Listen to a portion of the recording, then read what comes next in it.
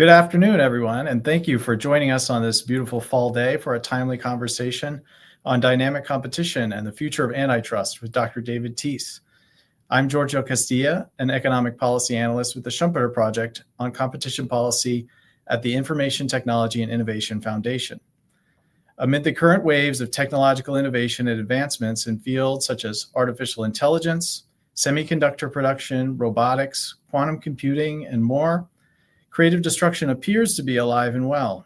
And yet, while there are many who are hopeful that such innovation will increase productivity and economic growth, there are others who worry that a handful of dominant firms may end up controlling these markets and foreclosing competition. A new approach to assessing antitrust relevant business conduct in dynamic markets, referred to as the dynamic competition paradigm, presents the exciting challenge of better understanding competition in rapidly changing industries which are characterized by competition through innovation. For decades, scholars, such as our guest speaker today, have raised warnings about the dangers of using static analysis to assess harm to competition in fast-changing markets characterized by competition through innovation. Indeed, as a recent report from the Schumpeter Project highlights, economists have warned about judging market performance against static equilibrium benchmarks like perfect competition since at least the middle of the 20th century. F.A. Hayek and Joseph Schumpeter, our project's namesake, were two economists who clearly made this point. Hayek focused on competition as a discovery procedure, allowing entrepreneurs the freedom to decide the size of enterprises, what products to offer, and how to combine inputs under the profit and loss system helps discover efficient market prices in a world of radical uncertainty and disequilibrium. Schumpeter emphasized competition as innovation. Entrepreneurs live in a world of creative destruction where waves of innovation replace past products and methods of production. Schumpeter argued larger firms may seem monopolistic at a point in time, but have greater ability and incentives to innovate due to creative destruction. Schumpeter identified a causal connection between innovation and long-run increases in living standards, which has been developed in an important scholarly literature that was recognized by this year's Nobel Prize in Economics. Industries where innovation is prevalent may have relatively few firms or display high profit levels. However, these are not necessarily signs of harm to competition in these markets if firms consistently invest and innovate. A static antitrust enforcement approach in dynamic markets can lead to slower innovation and threaten productivity and economic growth. To discuss this in more detail, we are fortunate to have Dr. David Teece with us today, a pioneer in this field of research. Now, before turning things over, I'd like to properly introduce our guest. Dr. David Teece is a professor in the graduate school at the University of California, Berkeley. He is a scholar entrepreneur who has shown how to join theory and practice. He advises governments and corporations around the world and founded the Berkeley Research Group, which has 1,300 professionals in over 40 offices worldwide. He has contributed to the innovation policy and competition policy literatures primarily through his development of the dynamic competition paradigm, which emphasizes the central role that innovation plays in driving competition. He is also highly recognized in the field of strategic management for his work on organizational capabilities and corporate governance.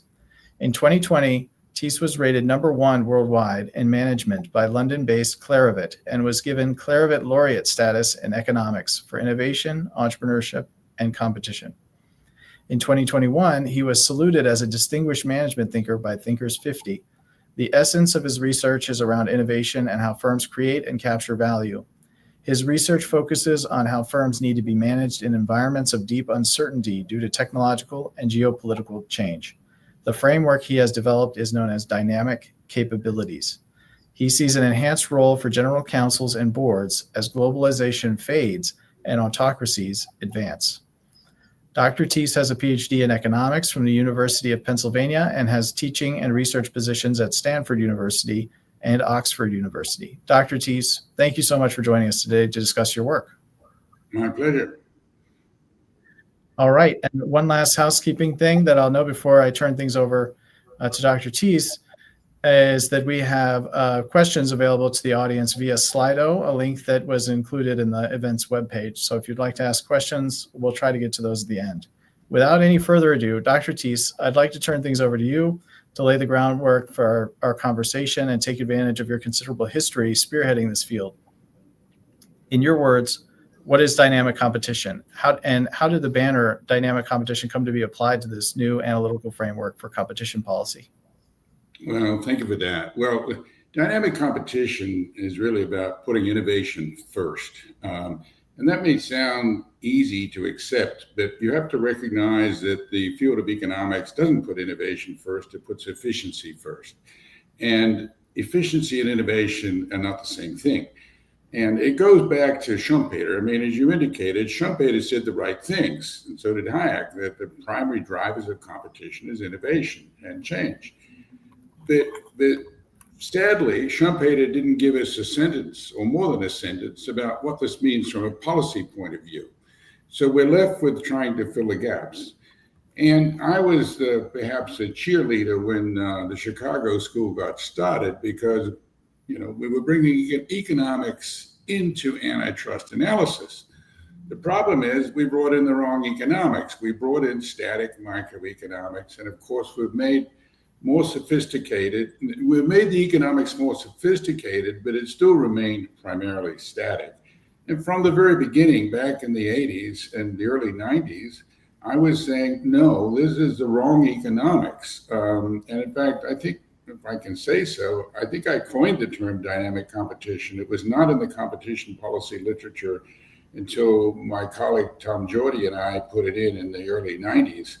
And now it's grown to be of some significance, but there's still this struggle within economics between the static view and the dynamic view. And the static view wins almost all the time because good economics is associated with formal modeling, and good economics is almost always static because, frankly, it's too hard to model the innovation stuff.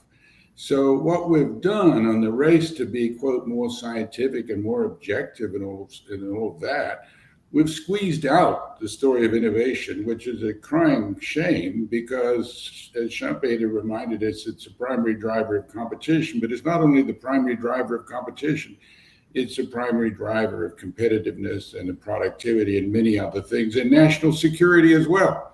So it's time to abandon the static view, embrace the dynamic view, and then I think there's some chance we'll get coordination between industrial policy, technology policy, and competition policy. Currently, they're at odds with each other, and there's a lot that has to be moved in order to get to the right place, in my view. Wow, well, thanks for that introduction. So it's interesting you mentioned that dynamic competition, and I think this is in Schumpeter. He sort of says that dynamic competition versus static is much more important, and he gives the analogy of bombardment versus forcing a door. So, but the static tends to be a lot more short run as well. I think Harold Demsetz was one commentator who said that we have these different dimensions of competition. Competition more through innovation, or versus price competition or quality competition. And so I think he suggested that economic theory doesn't provide us any real guide, which mix of types of competition we really want, and that's what policy is. That's the policy problem. But so given Schumpeter's comment, I think he'd say it's no question we should be more focused on innovation. Is that your take as well? Absolutely. I mean, Demsetz's instinct was to go the right way, to think about innovation. But the problem is innovation economics is pathetically weak, despite the fact that Nobel Prizes are thrown around from time to time. The richness of the field of economics and innovation is highly limited. And I was a fortunate graduate student at Penn with Ed Mansfield, and he was a loner back then. He was the first serious economist to study industrial research. And we're still stuck in the same position. There's a lot more studies out there, but the fundamental modeling apparatus and the things that are recognized in economics as being good economics are often at war with the innovation story. And I think economists are starting to come to grips with this, which is really good news. But there's a long way to go, and there's other fields that contribute. Economics has to reach out to other fields. There is vibrant studies and innovation outside of economics, and economics of innovation is still very narrow and very limited, and it focuses on incentives and very little else. You cannot understand innovation by, no matter how deep you dive on incentives, and incentives are important, don't get me wrong, they're very important, maybe the most important thing, but they're not the only thing that affects innovation, and they're not the only thing that should enter policy analysis. Well, thanks. That's really insightful and helpful. So how would you say the static approach to competition has failed to account for what you've termed dynamic capabilities, and why are they so important for modern antitrust enforcement? Well, in essence, economics, because of the homogeneity assumption, has had trouble with the theory of the firm and understanding what firms are all about. I mean, the principal agency theory sort of dominated what the firm was about, as if the fundamental problem of the firm was a principal agent problem. The fundamental problem of the firm is, how do you build competitive advantage? How do you create value and capture it? And so we've been off on these byways instead of focusing on the big, hairy questions. I direct that criticism at Coase and Williamson, as well as Oliver Hart. I mean, they've been playing around on the edges of what the nature of the firm is all about. And, innovation is not only what the nature of the firm is all about, it's what the nature of capitalism is all about. But we've taken the easy road and looked at things that we could analyze and feel comfortable with, rather than taking the real world as it is and going for the jugular and understanding what it is that's right in front of us that's a key driver of competition. Yeah, the real world is messy and is full of disequilibrium. And so I think, would you say we have a long way to go to develop methods for understanding this, or do you think that the methods are just fundamentally different from the static? Well, to come back to you, I didn't fully answer your last question about capabilities. I do not believe that anyone can have a theory of the firm without having a theory of capabilities. You ask the average person in an organization if capabilities matter, and of course they're going to say yes. If you ask economists over a beer whether capabilities matter, they'll say yes. You go to any textbook in economics, other than an economic development textbook, you won't find the word capabilities. Now, you'll find in the merger guidelines the word ability. It talks about ability and incentives. So in some sense, the field is recognizing that ability matters, and ability is almost an individual level concept. Capability is an organizational level concept. So there's a chink in the armor of neoclassical economics that's inviting us all to walk right through. And, I'm one of those that have walked right through and developed, methodologies for thinking about capabilities. And I think in an informal way, economists do capability analysis in the agencies, but they don't want to admit it because there's no framework in economics that provides much guidance. There's plenty of frameworks outside of economics. So it's not like this is a journey that's treacherous. It's treacherous if you don't make the journey. Right. And so you've noted that, you want to open up the black box of the firm. So the static economics that you talk about, is sort of left the firm as a black box. Is that what exactly do you mean by that? And do you believe, what disciplines besides economics are required to evaluate the business conduct from an antitrust standpoint?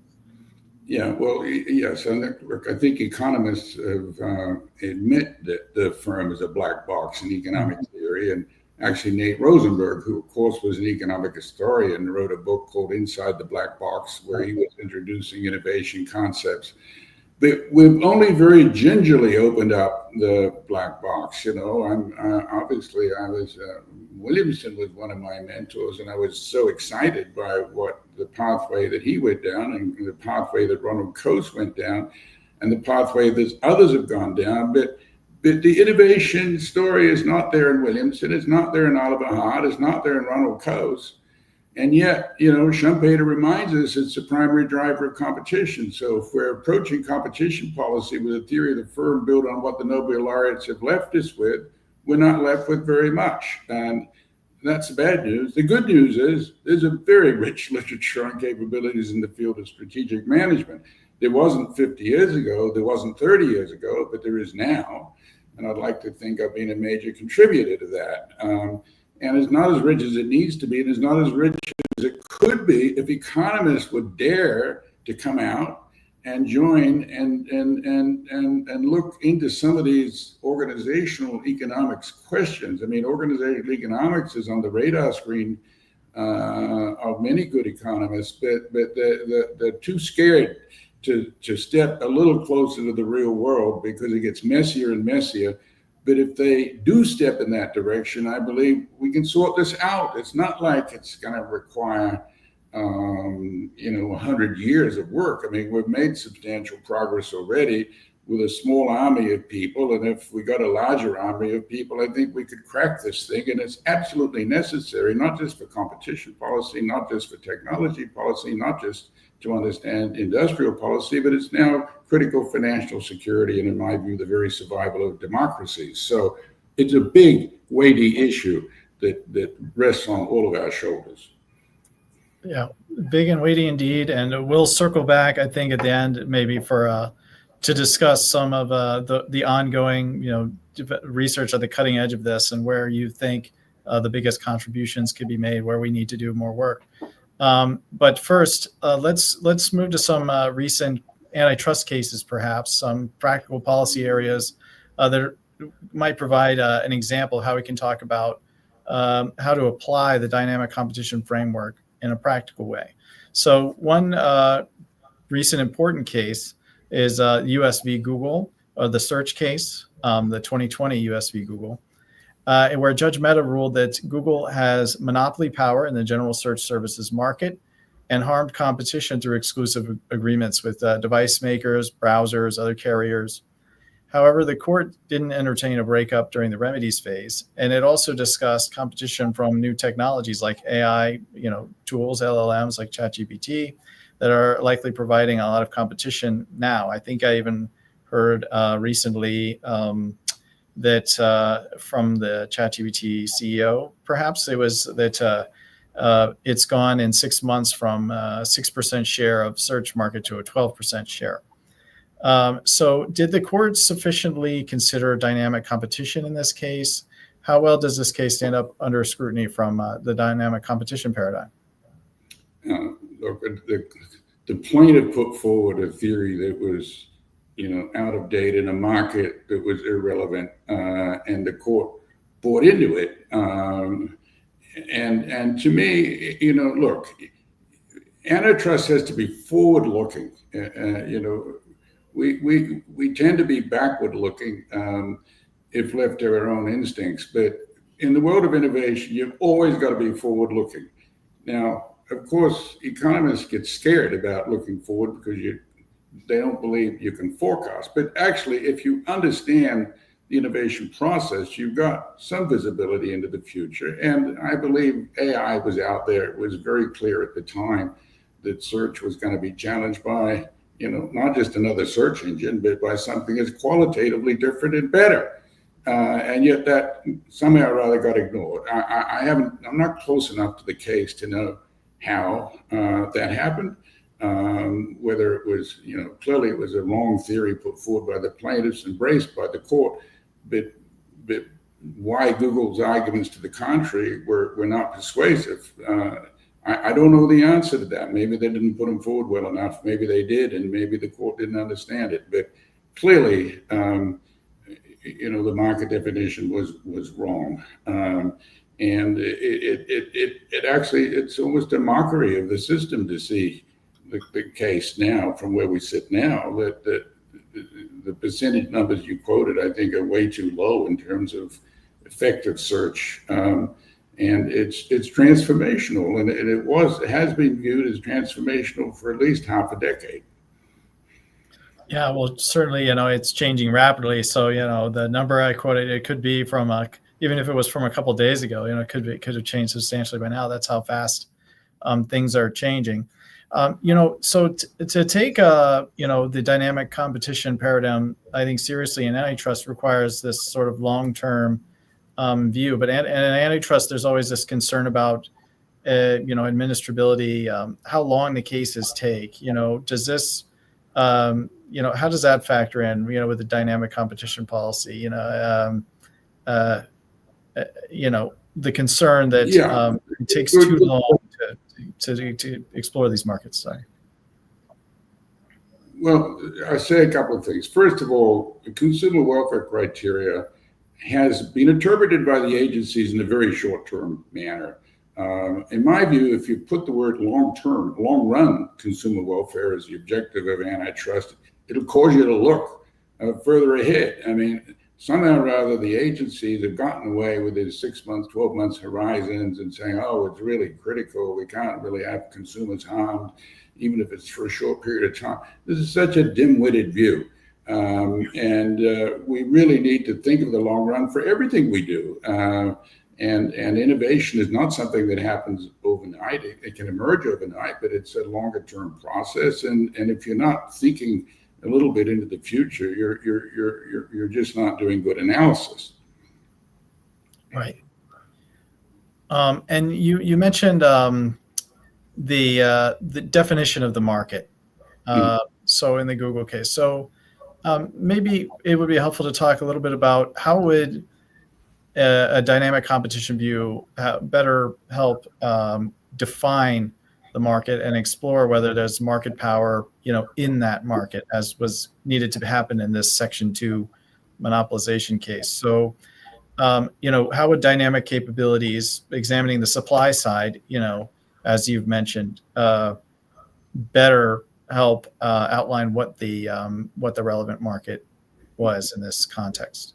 Two things is. Two points here. One, the SNP test, which has been embraced for a long, long time, is really based on a commodity market static view of the world.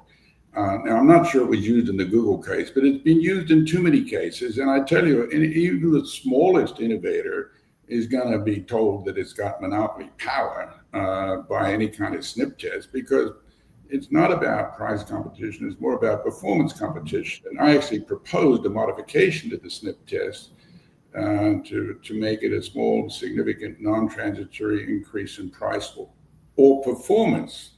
To recognize that good competition is not just about price, although it often results in price reductions, innovation does, but it's about performance. So I think the SNP test was sort of a classic embodiment of commodity, or static thinking, commodity market orientation.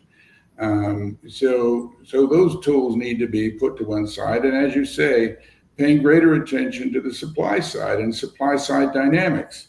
And, dynamic capabilities and evolutionary economics, there's rich fields out there that look at supply side dynamics, but they really haven't penetrated, the walls of economic theory. You'll find that a lot of people in management, particularly myself, are always citing economics. But if I look at economics papers, they almost never cite anything in the field of management or organizations. It's almost a big fat zero. And so there is some kind of invisible wall there, or it's probably quite visible, but there's some barrier. And I think it's sort of a combination of intellectual arrogance and fear that if you abandon or if you soften your conviction that somehow or other all kinds of other bad ideologies are going to creep in. So whatever it is, it's pathetic in my view, because it's really preventing the field from moving ahead to address today's problems and tomorrow's issues. Well, thanks so much. That's informative on that case, as well as thinking more how to practically look at capabilities to define the market. Because, as you said, typically you would say the right way to do it is through to define a market is through consumer demand substitution patterns, how they view how consumers view things on the demand side as substitutes. But you're saying it's very important to actually take account of capabilities and the supply side in defining the relevant market. in a way that's different, I think, from the way that they do industrial, concentration, for instance, with the NAICS codes and everything, with the Census Bureau, where they organize firms by production processes. But this is different. You're saying you need to look at capabilities and management. Yeah, and there's an implicit bias that comes to competition policy from looking at the demand side first, and then it becomes an anchoring process. Once you see the demand side, yeah, and the guidelines, yeah, you can look at supply, you can look at potential competition. But there's an anchoring effect, to use a Kahneman and Tversky term, that happens. It's very hard to overturn someone's conviction about the market definition once they've finished their demand side analysis. In my view, if you started with the supply side and did demand afterwards, you would have a better shot. And as I've said elsewhere, potential competition is way more important in many cases than actual competition. Remember the book that Andy Grove wrote at Intel, which was Only the Paranoid Survive. It's not what you can see that really animates competition. It's the fear of what you can't see, and the ignorance of competition that is out there, but you don't know exactly where it is or how it's going to manifest itself. And all you have to do is kind of read what it is that animates leading CEOs when they think about competition. And it's not the kind of stuff the agencies spend their time trolling with. Well, it's not just that. It's a lot more than that. And it includes, the unknown competitor. The unknown unknowns are a big driver of competition.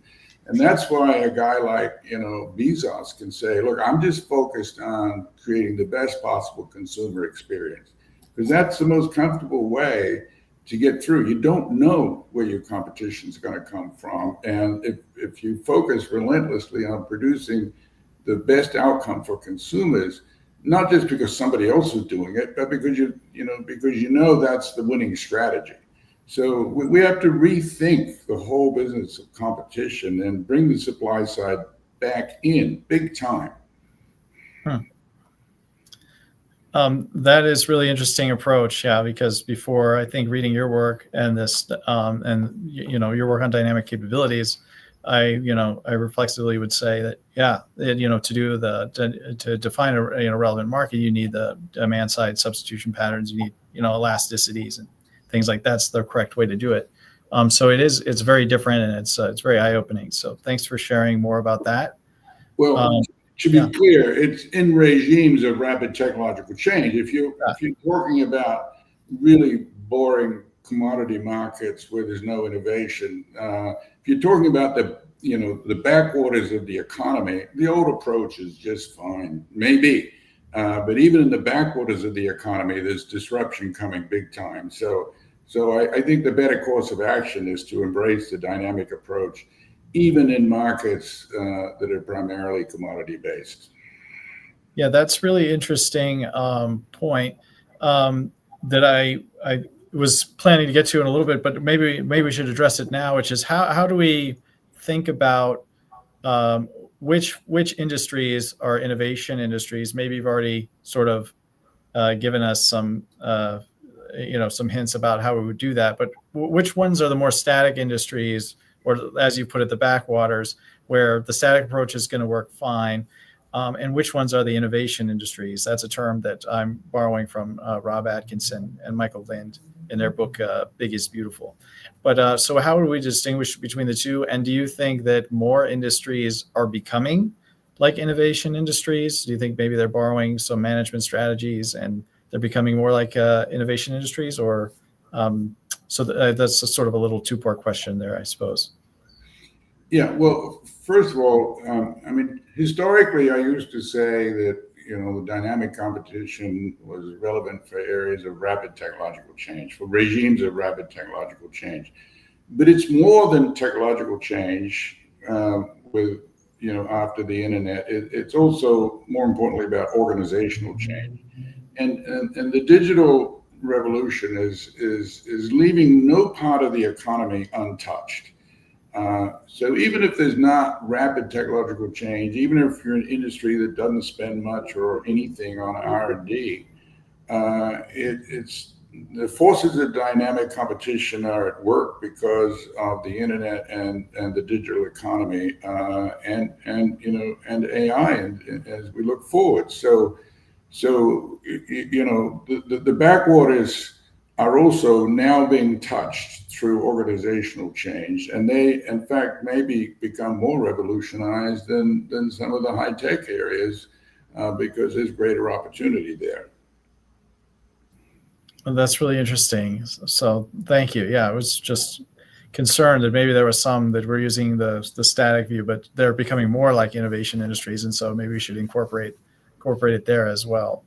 But let's move on to another subject that you've written extensively about, which is M&A. So mergers and acquisitions, and it can be quite contentious.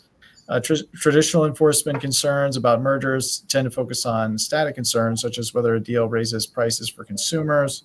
More recently, agencies have raised some novel theories of harm, like killer acquisitions, where a firm allegedly acquires a competitor only to stifle further innovation that might develop into formidable competition. So a notable example would be like the FTC v. Meta antitrust case. The FTC alleged that Meta's, then Facebook's acquisitions of WhatsApp and Instagram were instances of anti-competitive monopolization. Have antitrust agencies done well in incorporating innovation concerns into their investigations here, or have they missed the mark? And how can the dynamic competition framework inform such cases in M&A more broadly? You can talk about FTC and Meta, or you can talk about other cases too. Well, look, as a general matter, I think the efficiencies that matter are not static efficiencies, and they're not dynamic efficiencies. By the way, I don't use the term dynamic efficiency. That's, to me, that is a improper way for economists to segue into innovation. It really hampers them, because think of it in these terms: if you're gunning for efficiency, you don't like innovation typically, because you want stability, you want predictability to bring operations, to squeeze more costs out. So efficiency and innovation are often at war with each other. So I think we should put them in different categories. But coming back to your bigger question, the big thing with dynamic competition, and particularly in the digital world, is the importance of complementarities. To make complex systems work, you've got to bring together a lot of different moving parts, so to speak. And so complementarity and achieving complementarities often enables systemic innovation. And systemic innovation is often the biggest driver of dynamic competition. So I think that we have to, be very permissive when there's strong complementarities at work in the innovation process. And with respect to nascent competitors being bought up, it's not enough, in my view, to say, oh, this is a nascent competitor. I was thinking of what was the case in the UK? It was Facebook versus Giphy, right? A terrible mistake, in the sense that the notion that Giphy would somehow rather compete with Facebook, when Giphy didn't even have a viable business model, was out of money. It's just utter nonsense. I mean, the level of sophistication that has been brought to some of these issues is wanting, in my view, because of the lack of a broader framework. Look, there's very smart people in the agencies, but if they're only trained in one discipline and you're dealing with a multidisciplinary phenomenon, what's the chances they're going to get it right? It's pretty low. So in my view, there have been mistakes more on the side, in my view, of blocking what would have been sensible acquisitions. But there's more work to be done, and the work that's required is to bring the capabilities frameworks to bear. And in many cases, of course, firms get started knowing that they can't scale to be anything significant, and get started only because they think they have a chance of being bought out. So acquisitions are an important part of building, global systems and global networks. So I just think we need a more sophisticated approach that looks at complementarities, that looks at capabilities, and looks beyond incentives. I mean, there's so much emphasis put on incentives and fear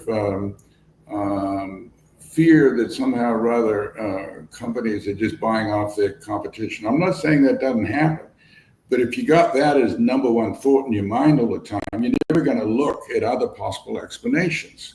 And if all you've got is the very narrow field of innovation economics to rely on, you're not going to see what's really important. That's my biggest issue, is that we need a multidisciplinary approach that embraces not just organizational economics, but information science, computer science, systems thinking. We need truly a multidisciplinary set of capabilities to do proper M&A. That's a wonderful discussion. So would you say, like in M&A as well as the monopolization, cases that we were talking about, one of the things that's lacking is a capabilities framework for outlining the relevant market, right? So how likely it is these firms are actually competitors on the relevant margins? Is that correct? Yeah, capabilities will help you assess whether a potential competitor is likely to thrust forward and make a considerable dent. I mean, one of the things that I've looked at recently is this sort of notion of thrust upon monopoly. Believe it or not, in the economics literature way back in the 50s, there was this notion that sometimes firms ended up being dominant, not because they were misconduct, not necessarily because they were great innovators, but because they had weak competitors. That sort of brings into focus the notion that you can end up with a dominant position in the market because of weak competitors. And in the Google case, by the way, Microsoft could have challenged Google. It chose not to. Steve Ballmer, in my view, was not a very good CEO. He missed multiple opportunities, and one of them was to take on Google in search. So I think one reason why Google had such a big share, according to the FTC, in search was because it had a weak competitor, and that weak competitor that could have in fact competed strongly and taken share away from Google was Microsoft, but it was poorly managed. And so we have to bring in not only organizations, but management. Management matters. I mean, everybody knows that management matters, but economists don't. We have firms that pay no attention to the strength of the management team or the governance or any of those things. And it's quite frankly silly and quite limiting. Right. Yeah. As economists, we tend to, not want to focus so much on the choices of individual, decision makers. We like to treat everybody as the same, and sort of evaluate the effect of the institutions, so that to evaluate general tendencies and how people behave, the incentives, and everything like that. So how does dynamic competition sort of change that? I mean, there's a lot of focus on management, the decisions of specific managers, and so does that just, I mean, I guess everything we've been talking about, yeah, it makes the neoclassical microeconomics less relevant. So what do we replace it with? I mean, you've been talking about bringing in different disciplines. How do we take greater account of the decisions of managers and management in these cases? Well, first of all, this is very much an economic question. Economists think that they are experts on resource allocation. And if you're an expert on resource allocation, you better understand managerial decision making. And you better understand organizational structure and maybe organizational culture as well. So we take the mantle of being knowledgeable on resource allocation. That's the number one thing that we economists pride ourselves in. Okay, well, then let's earn the credential, not just expect it to be conferred upon us. And I think you'll see with organizations that cultures do create like structure itself. It's an informal form of structure. They do create some predictability about the way an organization is going to move, as do capabilities. You know, an organization may be capable of one thing. In theory, they might be capable of a lot more, but in practice, are they capable of a lot more? That depends on the management team. It depends on the culture. So yeah, this is raising the burden for what economists have to know. But do you want to live in a world where you know you're going to feel comfortable making confident predictions and policies with a deep understanding of economics, knowing that it's only 1/3 of the equation? I don't think so. But that's what we've persuaded ourselves. We've persuaded ourselves we're being more scientific by ignoring all the other things that matter. Yeah. As some have put it, I think they say saying something relevant imprecisely or saying precisely nothing. It's kind of a little bit of the trade-off. So that's very, very interesting. And you mentioned a little bit about potential competition. It can be a constraining force on incumbent firms in actual competition. What work do we still have to do to incorporate potential competition in antitrust analysis, if you haven't already sufficiently covered that, in your opinion? Very good question. Well, the first thing is you have to recognize the primacy of potential competition, that it's not sort of a second level thing. I mean, I think implicitly we were all taught that the companies in the market today are the ones that you worry about first, and then you take a look later, maybe there's a potential competitor out there. But in the world of rapidly changing technology, what animates managers and what should animate policymakers is the unknown unknowns. And now, when I say unknown unknowns, I don't mean to say they're unknowable, because actually the agencies have something which management doesn't have. The agencies can do civil investigations. They can demand, they can subpoena information about what competitors are doing. So this notion that somehow rather we can't possibly touch this as economists, because if managers have problems figuring out the future, how can the agencies do better? The agencies have a leg up. They have a leg up in as much as they can go around and get other people's confidential information and learn more about the market than can any incumbent firm or any new entrant, for that matter. So, and particularly with AI, you know, this can proceed much more rapidly than has been historically the case. So it can be done in a timely fashion now, and it can be done in a comprehensive fashion. The excuses are evaporating fast. That's really interesting. I think it kind of suggests that, in your view, it would be nice to have people at the agencies who are really, when we discover a market practice that we don't understand, as Coase talked about, instead of jumping to monopoly conclusion, be interested in really explaining why this behavior might actually exist in the market. So I think that's very interesting discussion. And to go back to sort of the consumer welfare standard, you mentioned this, that the dynamic competition paradigm would sort of change things moderately. You know, it would be like a long run consumer welfare standard. It's been the lodestar of antitrust enforcement in the U.S. But are there any other ways that the dynamic competition paradigm is harmonious or antagonistic to the consumer welfare standard? Or do you just see it as broadly compatible, just extending it to the long run? You know, I think as an intermediate first step, if we can just change consumer welfare to long-run consumer welfare, it really makes a big difference. A lot of the short-termism evaporates, and you have the opportunity to think broader and deeper about innovation. I'm comfortable with that. You know, maybe there's something better, but I'm comfortable with that as an intermediate step. Awesome. So we're getting about 15 minutes away from when we have to end. So I was just going to remind viewers that you can put questions in the Slido link that was in the invitation for the and the web page for the event. So if you'd like to do that, well, I'll try to leave some time before we get too close to the end so we can address these questions. But as we wind down a little bit, I'm going to just revisit some looking forward questions about dynamic competition paradigm and where we're headed. So there seems to be a lot of discussion around dynamic competition. The recent Antitrust Law Journal issue, of which you have a paper, focuses a lot about innovation and dynamic competition. So do you, and the recent Nobel Prize award that we've mentioned, is sort of recognizes the importance of models and and empirical research about, innovation and economic growth. Do you think there's an inflection point that the dynamic competition paradigm is seeing more interest or more,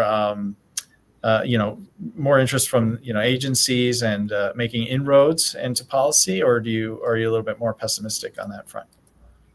No, I think there is a sea change, but here is, I think, what worries me about the sea change is that the first instinct of the enforcement agencies to say, oh, because yes, innovation is very important, therefore we've got to double down on all the kind of current vigilance we do. So they don't really take it on board in a fulsome manner. They take it on board as a way to justify a lot of their heavy-handed approaches. So to me, that is, unfortunate, almost pathetic, but it's a natural consequence of people trying to defend their turf rather than thinking about what's right for the nation, what's right for society, what's right for the economy. Right. And so, in general, what work is left? I mean, does that suggest the work that's left to do to provide agencies with practical guidance on these issues? I mean, there's scholarship, but I mean, what else can we do? Do you see that the important concepts that we could integrate them in the work of agencies? Yes, a lot of it is let's work through the details of this now, because there's enough recognition that innovation matters. Certainly, I think everyone will agree with that. Then there's a big slip between the cup and the lip. So it's just not enough to beat the drum and say innovation matters. If innovation matters, then first of all, in the agency, you better understand innovation. And that really involves going beyond economics. And as I said before, the good news is there are very large literatures on innovation. I'd say the economics literature probably accounts for 1% to 2% of the relevant literature on innovation. Maybe at the outside 10%, but I think that agencies need broader based resources and a willingness to recognize that a lot of the approaches from the past are no longer applicable, and in fact haven't been applicable for a long time. And I would also note that you recently actually just came out with another paper about competition and economics in semiconductor industry. So I just wanted to ask you if you'd like to discuss that as sort of like a practical area of where we can apply these sort of concepts. And maybe you'd like to give a brief overview of the paper that was just released, I think, yesterday on semiconductors. I'll leave that for another occasion, but it certainly the global nature of competition and the interplay between competition and industrial policy has to be taken on board. We can't assume that markets are evolving in the way that they would naturally do if private enterprise was competing with private enterprise. There are nation states out there that are shaping markets, and I think we've been generally slow to take that into account in our competition policy. We proceed as if, that's not the case. And so I'd say the broader point here is that competition policy will fail unless it's tied at the hip with industrial policy and with technology policy. This is another huge sea change that's necessary because why have we walled them off? We walled them off for analytical convenience. They've always belonged together, but we're fearful of creating uncertainties with respect to judicial decisions if we, broaden the framework But that's no longer defensible if it ever was, in my view. So rather than get into the details at the last minute of the semiconductor industry, I just simply say that competition policy must now move to integrate itself with industrial policy and technology policy. It should have been all along. We lived in a comfortable world where things were relatively stable, and we're no longer in that world. And I wouldn't be surprised if competition agencies collapse in the next 10 to 15 years unless they, in fact, do something like this. You see the tensions in Europe already with different other parts of the European Union being critical of decisions. So there's interdepartmental fighting starting. So all the more reason to double down on dynamic competition, because the agencies can then play a role in actually leading the integration of industrial policy and technology policy. So there's a big opportunity for professionals. So rather than being fearful and doubling down on the existing status quo, I think something bigger is needed. Wow. Yeah. So that is very big. I don't know if you're optimistic on that happening, but so different policy areas, they can often have different goals and that might even conflict with one another. So harmonizing that could be pretty important. I don't know if you feel ambitious that that's something that we could make happen. But I believe it will happen. I believe that it will become a national crisis in due course. Because of the rise of China, where it is fully integrated. They don't think of these things separately. We do, for purely the convenience of the professionals and to make life comfortable for ourselves, not because that's the way the world works. Did you want to say anything more about national security? We're sort of been alluding to it here and earlier in the conversation as well, about the link between why this is important for national security. Is there anything else that you wanted to comment on there?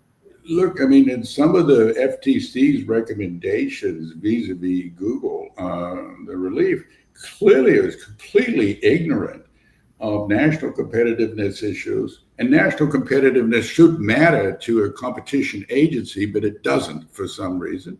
That's another reason why these agencies are out of touch with the reality, the political reality that they're in. So yeah, I'll just leave it at that. Wonderful. Yeah, very interesting.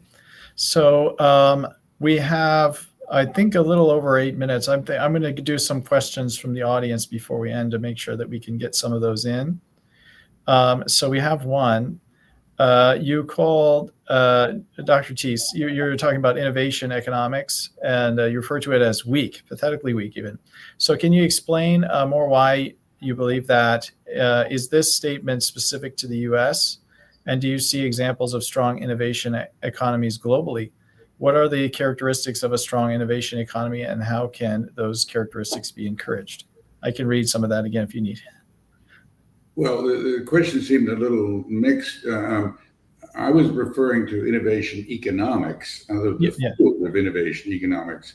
And look, I think actually in Europe, Europe's had a longer tradition in innovation economics than the US, despite the fact that the US is the stronger competitor. It's maybe because Europe has been trying to catch up with the rest of the world, has paid a little bit more attention to it. But it's weak because neoclassical economics is in the driver's seat, and neoclassical economics cannot absorb innovation because all the models fall apart if you bring in innovation and change. They require a nice world in which there's always equilibrium, and Schumpeter, of course, was all about disequilibrium. So equilibrium models, I'm not saying they're completely useless, but they should be marginal, but they've become central to our analysis. And the type of formalization that we do squeezes out innovation. And it also squeezes out deep uncertainty. It keeps risk around, but it squeezes out deep uncertainty. We don't know how to deal with that in economics.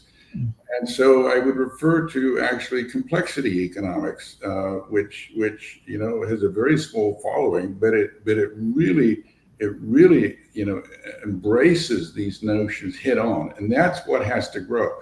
And I think if complexity economics was to move into high gear, we would end up with better antitrust policy.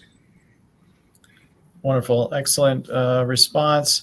And just to, for the sake of the questioner, they did say innovation economics. So if that didn't come across, that was my fault reading the question there. Okay.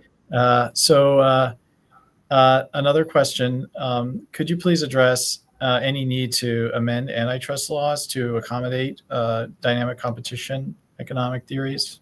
That's a very good question. And I've decided we don't need to amend the law. We just need to amend the economics. There's enough flexibility in the statutes and in the legislation. And in fact, I think courts are open to this. And the facts will almost always help an innovation story. I mean, I've been in the courtroom many times myself. I've been involved in complex litigation.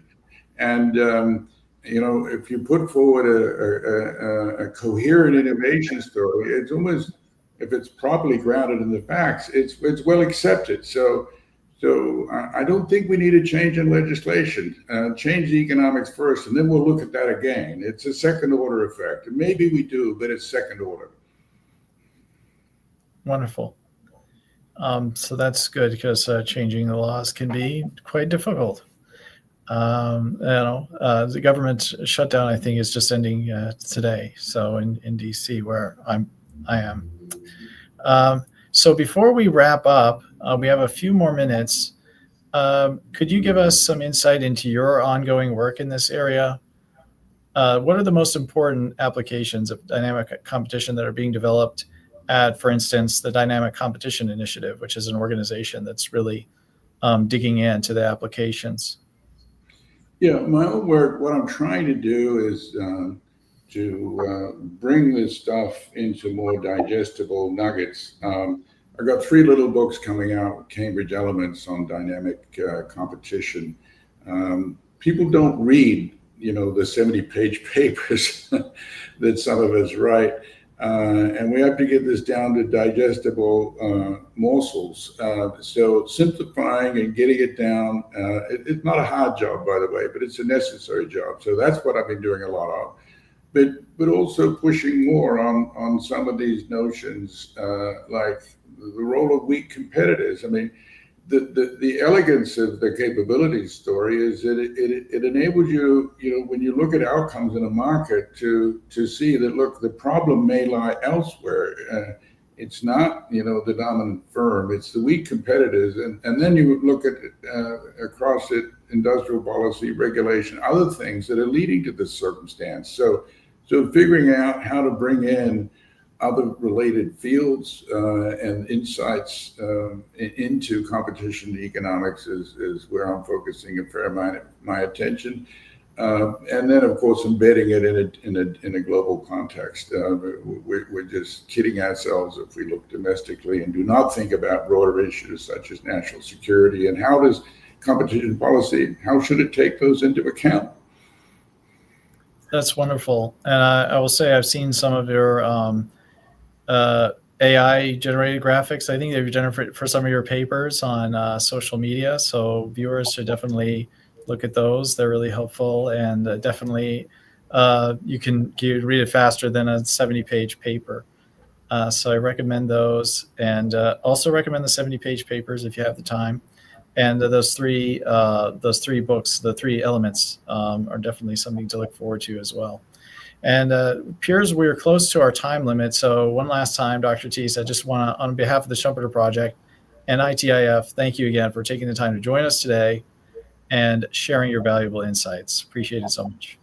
It was a great pleasure. Thank you. And I'm really delighted we had an audience. And if anyone writes me, I'll do my best to respond.